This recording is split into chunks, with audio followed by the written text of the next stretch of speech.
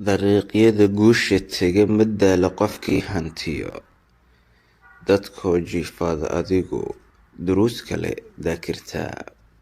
Annana dawgaan hayaa dadaalkii waan wadaa si baan u yar daalacdaa inaan durbaga hantiyey. Erayadan weynaad ku soo celcelisaa si aad mustaqbal qurux badan u samaysid. Inta badan waxaa la dhahaa erayada ama hadallada aad dhahaysid waxay sameeyaan mustaqbalkaaga. Haddii aad wax wanaagsan aad ku celcelisid, mustaqbalkaagu qurux badnaan doonaa. Haddii aad wax aan macno lahayn oo rajo darra ah oo amal darra ah haddii aad ku celcelisid, noloshaaduna sidaayoo kale ayay noqotaa. Waxaan ku rajaynayaa inaad ku noolaatid amal iyo rajo. Haddii uu dariiq kaa soo xidhmo, dariiqyo kale ayaa furan. Never give up. Hore u soco.